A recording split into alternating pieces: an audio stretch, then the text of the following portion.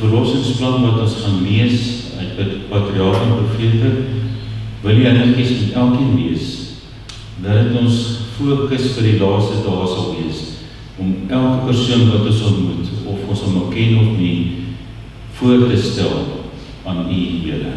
U wat alleen waardig is, in Jesus naam. Amen. Ek lees vir ons uit Genesis 3 vers 15. En ek sal vriendskap stel tussen jou en die vrou, en tussen jou saad en haar saad. Hy sal jou kop vermorsel, en jy sal hom in die hart byt. En die tweede tekstvers, die kern van die boodskap, want so lief het God die wêreld gehad, dat hy sy enige gebore seun gegee het, sodat elkeen wat hom glo nie verlore mag gaan nie, maar die ewigheid lewe kan hê.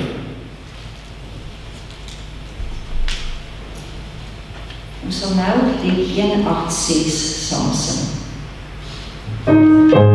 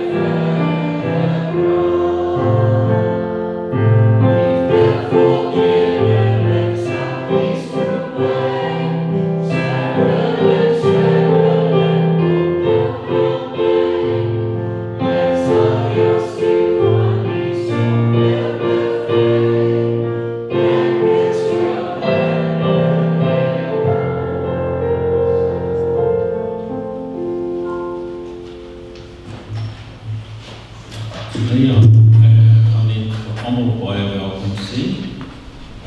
My boodskap gaan oor die verlossingsplan, dis die 4de hoofstuk in die patriarge en profete wat ek vir julle gaan voorlees. Dit was my so treffend wat die instaan in daai hoofstuk. En julle moet maar, dis 10 bladsye, so die tyd lyk of ons dit gaan maak. Maar ons maak net 'n skoot toe en vra die Here se seën. Baie dankie Heilige Gees, U die volmaakte offer, U was alleen waardig om die offer te kan gee aan die kruis. Ons vra, kom in ons harte en ons lees, open ons verstand die Heilige Gees, dat hulle nie Christen sien nie, maar Here, die Heilige Gees. Ons bid in Jesus naam, amen. Ja, ek gaan 'n bietjie brille opsit, ouderdom is al hierso. Ek is dan al 'n pensionaris, ek het dan 60 gemaak Desember. Nou ek gaan vir julle voorlees. Die ganse hemel was bedroef oor die sondeval van die mens. Die wêreld wat God gemaak het, is die vloek van die sonde geskenk, sy bewoners is tot ellende en die dood gedoem. Daar was skynbaar geen uitweg vir die oortreders. Die engele het hulle lofliedere gestaak. Kyk hoe treffend wat se skok het was. Die hemelhowe het gerou oor die verwoesting wat die sonde aangerig het. Die seun van die God, die roemryke bevelvoerder van die hemel, was bitter jammer vir die gevalle mensdom. Sy hart het met oneindige onverruiming aangedaan toe die ellende van verlore wêreld voor hom opdoem. Maar goddelike liefde het reeds 'n plan bedink, waardeur die mens gered kan word. Oortreders van God se wet het die lewe van die sondaars geëis. In die ganse hele was daar net een wat die behoewe van die mens aan sy eise kon voldoen.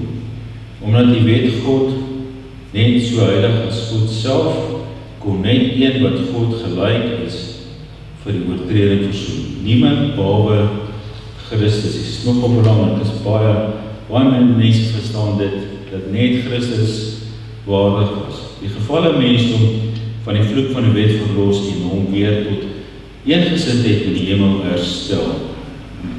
Christus sou die skuld en die skande van die sonde op hom neem. Sonde wat vir 'n heilige God so aanspoorlik is dat die Vader en sy Seun moet skei. Christus was gewillig om tot die diepte van die ellende neer te daal om die verlore mensdom te red. Hy het die saak, die sondaars voor die Vader bepleit, die hemelskade, die gevolge en onbeskryflike belangstelling afgewag, die geheime onderhoud, die raad van vrede. Dis in Sagaria 6 vers 13. Vir die gevalle mensenkinders het lank aangehou. Die verlossingsplan was lank voor die skepping van die aarde gereed. Christus is die lam wat voor die grondlegging van die wêreld geken is. 1 Petrus 1, 19 en 20. Nogtans was hy self vir die koning van die heelal 'n stryd om die seun oor te gee vir die skuldige geslag te sterf. Maar so lief het God die wêreld gehad, dat hy sy enige gebore seun gegee het, sodat elkeen wat in hom glo, nie verlore mag gaan nie, maar die ewige lewe kan hê. Die ondeurgrondelike, dit is die verlossing, die liefde van God vir die wêreld, wat hom nie lief gehad het nie. Wie kan liefde deurgrond die kennis oortref? Tot in alle ewigheid sal onsterflike wesens die verborgenheid van daardie onbegryplike liefde in verwondering en aanbidding probeer deurgrond. God sal hom openbaar deur in Christus die wêreld met homself te versoen. 2 Korintiërs 5 vers 19. Die mens is deur die sonde so verlaag dat dit vir hom onmoontlik was om self terug te keer tot eensbestemming met hom wat van nature rein en goed is. Maar nadat Christus die mens van die verdoemenis van die wet verlos het, kon hy goddelike krag gee om met die menslike poging saam te werk. Op hierdie wyse kon die gevalle seuns van Adam deur bekering tot God en 'n geloof in Christus weer kinders van God word. Fantasties, nee. Die enigste plan wat tot verlossing van die mens kon dien, het die ganse heelal by oneindige offering betrek. Die engele kon nie, jy toe Christus die verlossingsplan voor hulle ontvang nie, omdat die saligheid van die mens hulle geliefde aanvoerder onbeskryflike lyding sou kos. Bedroef en verwonder het hulle na sy woorde geluister, toe hulle vertel het hoe hy van die reinheid en vrede, die geluk, die heerlikheid en die onsterflikheid van die hemel moes neerdaal, om met die verlaging van die aarde om te gaan, en sy droefheid, skande en dood te ondervind. Hy sê tussen die sondaars en die straf van die sonde staan, nogtans sou min hom as die seun van God ontvang. Hy sal sy verhewe staat as majesteit in die hemel verlaat, hom as mens op aarde verneder en uit eie ondervinding kennis maak met die droefheid en versoekings wat die mens sou verduur. Daar sou hy hom onderwerp om in staat te wees om te help wat versoek word. Nadat hy sy sending as weermeester voltooi het, moes hy in die hande van die goddelike mense oorgelewer word en aan elke denklike belediging en pyniging onderwerp word. As skuldige sondaar tussen hemel en aarde opgehef moes word, hy die vreeslik dood sterf. Hierheen aan een sou hy sulke sware doodsbenauwdheid moet verduur, dat die engele nie daarna kon kyk nie, maar hulle aangesigte vir die toneel sou verberg. Hy moes sielfloutering verduur om die Vader sy aangesig vir hom sou verberg, terwyl die skuld van die oortreders die gewig van die sonde van die wêreld, van die hele wêreld op hom sou rus. Die engele het voor die voete van hulle aanvoerder neergewerp en aangebied om hulle vir die mens te laat offer. Maar die lewe van die engel kon nie die skuld betaal nie. Net hy wat mense geskaap het die mag gehad om hom te verlos. Nogtans sou die engele 'n rol in die verlossingsplan speel. Christus moes vir 'n kort tydjie minder as 'n engel gemaak word vanweë die lyding van die dode, terwyl hy die menslike natuur op hom sou neem, sou hulle kragsyne oortref en hulle sou hom dien en versterk en sy lyding versag. Hulle sal ook dienende geeste wees vir die diens uitgestuur ter wille van die wat die saligheid sou werk. Hebreërs 1:14. Hulle sou die onderdane van genade beskerm teen die mag van die bose engele en teen die duisternis waarin die Satan hulle gedurig sou wikkel. Wanneer die engele die smart en vernedering van hulle Here sou aanskou, sou hulle bedroef en verontwaardig wees en hulle sou verlaag om hom aan sy moordenaars te red. Hulle sal verlang, hom as van sy moordenaars te red, maar hulle moes nie ingryp om iets te sien te verhoed nie. Dit was deel van die verlossingsplan dat Christus die goddelose mense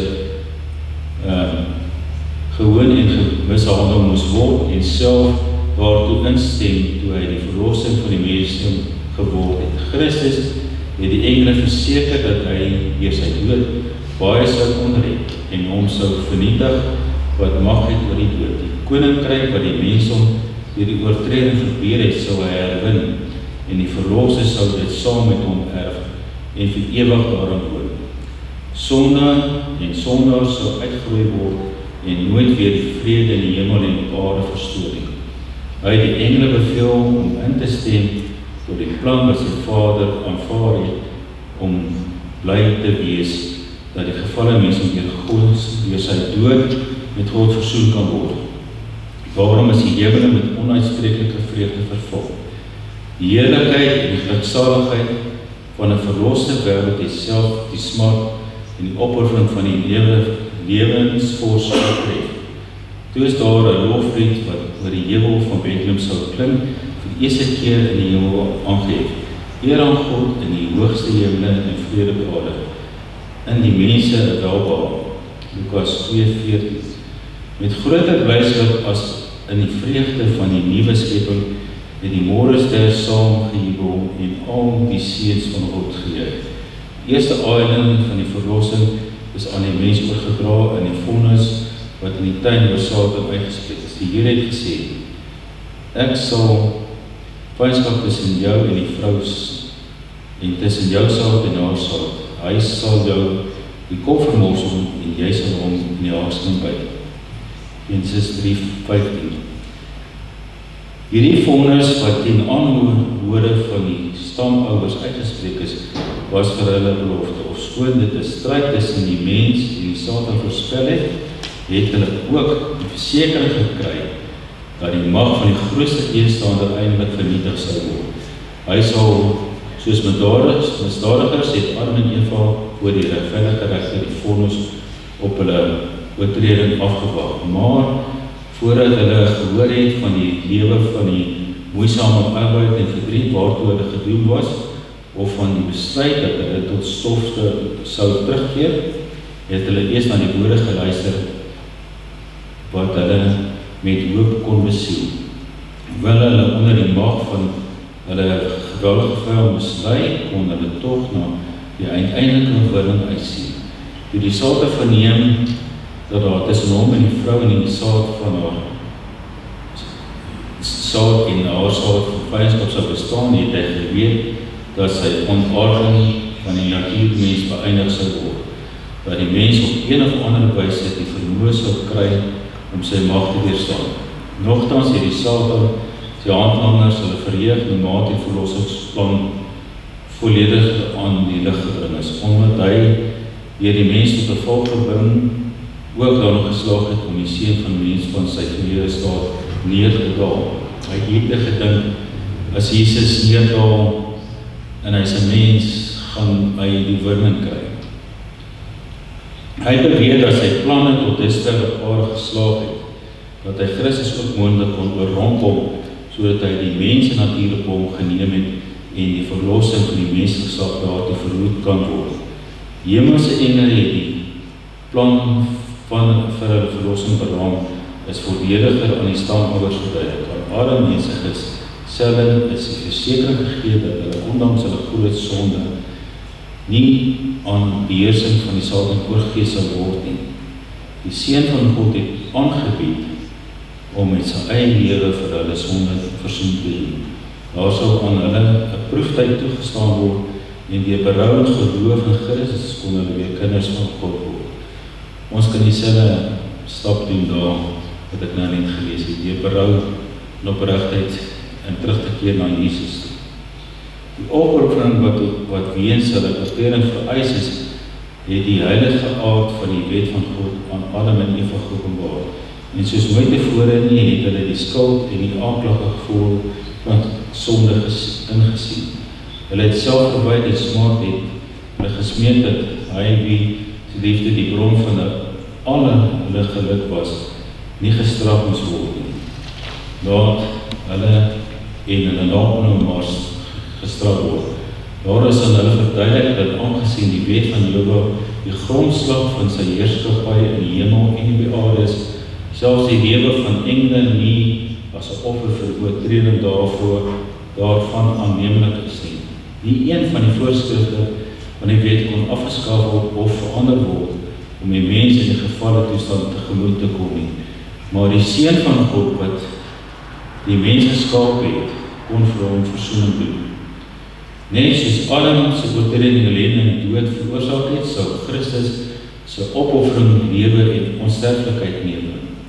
In gevolge van die sonde het sowel die aarde en die mens onder die mag van die bose gekom en ook sou dit deur die verlossingsplan herstel word. Toe Adam geskape is hy onmiddellik as Jesus oor die aarde aangestel. Maar deur hom te verlei het hy onder die mag van Satan beland. Want waar 'n mens deur oorwin is, daar het hy ook 'n slaaf geword.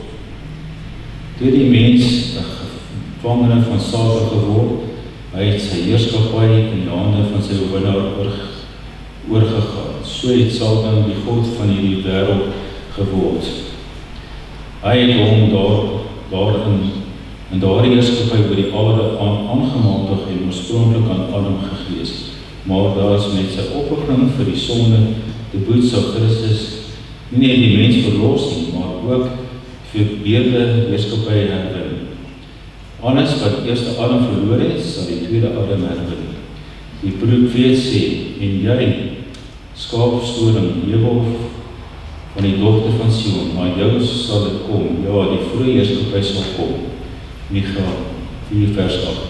En die apostel Paulus wys vooruit na die verlossing van sy eiendom. God het die aarde as 'n woonplek vir heilige, gelukkige wesens geskape. Die Here het die aarde geformeer en dit gemaak. Hy het dit bevestig. Hy het dit nie geskape om woes te wees nie, maar geformeer om te bewoon te word.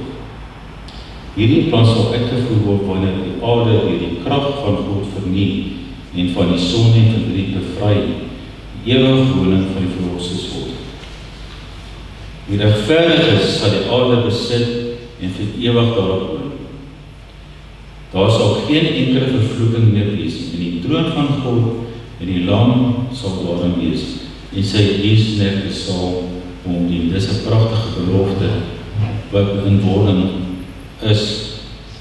In ons onskuld het almal openbare gemeenskap met sy Maker geniet, maar die son het skeiding tussen God en die mens bewerk. En net so die versoening van Christus kon die kloof oorbrug, sodat die seëninge en die saligheid van die hemel en die aarde oorgedra kon word. Die mens kon sy Skepper nog nie regstreeks nader nie, maar God sou deur middel van Christus en die engele met hom gemeenskap hou. So is belangrike gebeurtenisse in die geskiedenis van mensdom van die oomblik van die goddelike vonnis en uitgespreek is tot die tyd van die sonnevloed en daarna tot die eerste koms van die Seun van God. Aan Adam geopenbaar, daar is aan hom getoon hoewel die opoffering van Christus voldoende sou wees om die hele wêreld, die hele wêreld, daar baie soos sal wees wat 'n lewe sonder die lewe as berou en gehoorsaam sal verkies. Deur agtereenvolgende gesagte sou misdadigheid toeneem en vervloeking van die sonde sal alles swaarder op die mens en dier die aarde is. Die mens se lewensduur sal deur sy eie sondige lewenswyse verkort word. Sy geslagte, sy uithouvermoë en sedelike en verstandige vermoë sou onaard tot die aardvol van elke soort en lewe sou wees. Omdat mense aan hulle luste en drange toegee, sou hulle nie in staat wees om in groot waarhede van die verlossingsplan in te sien. Nogtans sou Christus getrou bly aan die doel waarvoor hy die hemel verlaat het. Hy sal sy belangstelling in die mensdom gaande hou en hulle steeds nooi om hulle swakhede en tekortkominge in hom te verberg. In die behoeftes van elkeen wat gelowig na hom toe kom, sou hy voorsien. En daar sal altyd 'n paar oorbly wat die kennis van God behou en te midde van die heersende ongeregtigheid ongeskoonde bly. Die offerstelsel is deur God veronder en vir die mens voortdurend herinner en berouvolle erkenning van die sonde te wees en om as belydenis van die geloof in die beloofde verlosser te dien.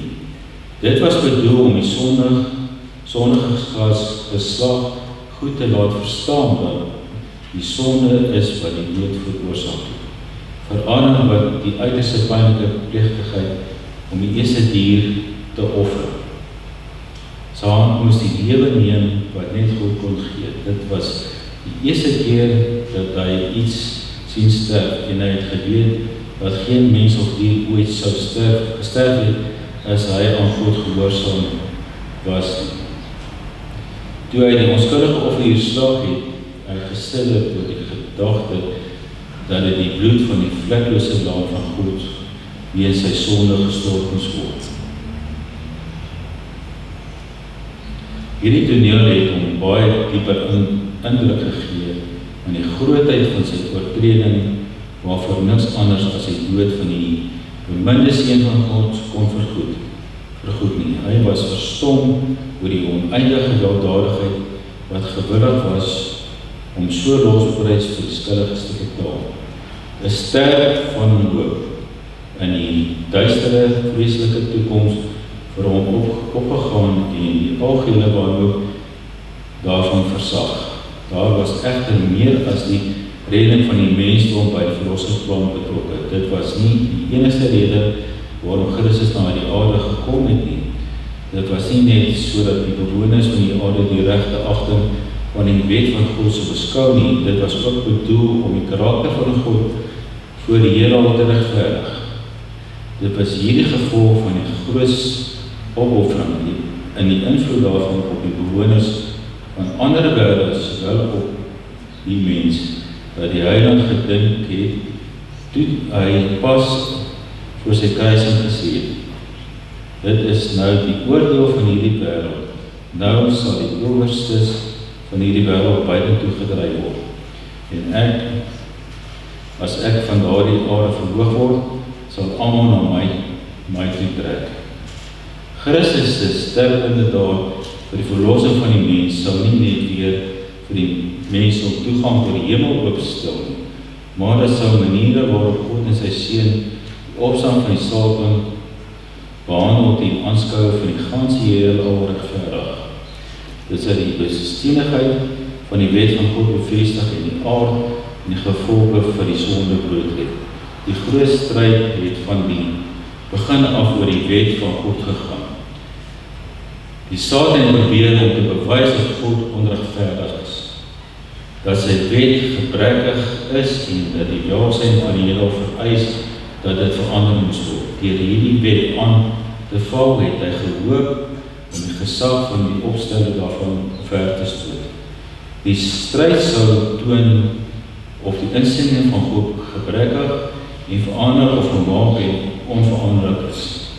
Toe die Satan in die hemel verban is, het hy hom voorgeneem om sy koninkryk op die aarde te stig. Toe Adam en Eva verlei het en oorrompel het, het hy gemeen dat hy ook besit van die wêreld gekry het, want hy het gesê, hulle het my as leier verkies.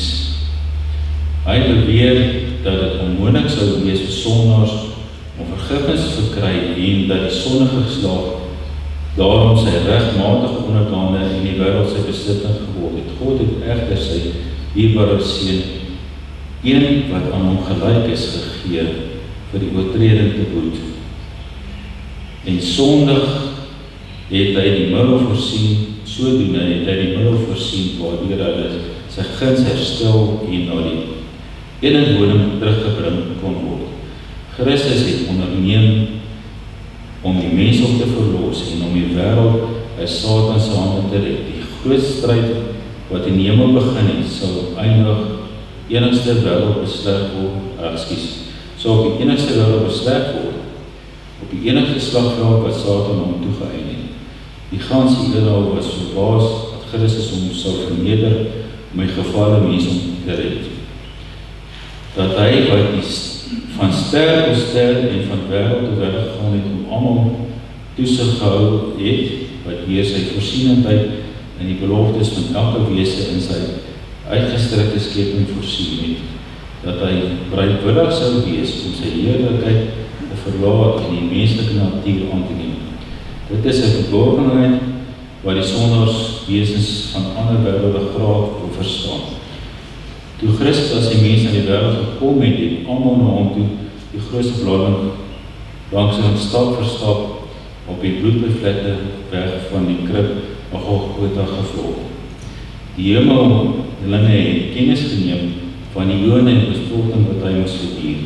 Hulle het geweet dat die Satan dit alles opgestoot het. Hy het ook kennis geneem van die teenmiddels wat aangewend is.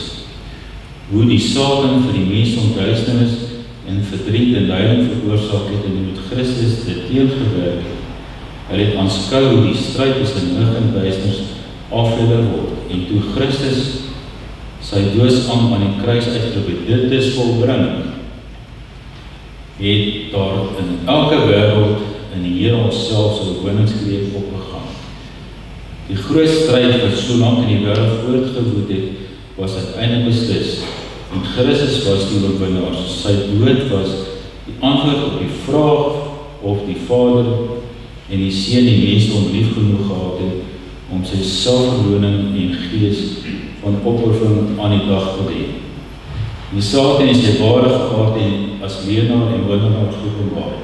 Dit was nou duidelik dat die hemelinge met dieselfde gees sou geregeer as wat hy oor die bewoners van die aarde van die dag het, indien dit hom gegeen was.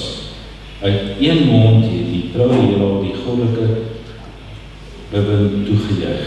As die wet verander kon word, kon die mense miskien eerder die offer van Christus verlos gewees het. Maar die feit dat dit nodig was vir Christus om sy lewe vir gevalle mense op te offer, is bewys genoeg dat God die mense om nie van die regverdige eise van die wet sal vrystel nie. Dit is bevestig dat die loon van die sonde die dood is. Toe Christus sterf, was die vernietiging van Satan verseël. Indien dit egter waar is dat die wet soveel probeer aan die kruis afgeskaf is, dan moes die dierbare seun van God die angs en die dood verduur het net om aan Satan te gee wat hy wou hê. Dan het die bose geseëvier. Dit was 'n aantuiging teen die regering van God bewys. Juist die feit dat Christus vir die mense oortreding geboet het, is die gedadige pleit teenoor alle geskape wesens dat die wet onveranderlik is, dat God regverdig is, genadig en onselfsugtig is, en dat oneindige regverdigheid en genade in sy regering verenig staan. Ek nooi elkeen uit bly mense nooi, die verlossingsplan, die prys wat Christus het is so groot. Ons kry dit verniet, maar is baie duur daarvoor betaal. Oh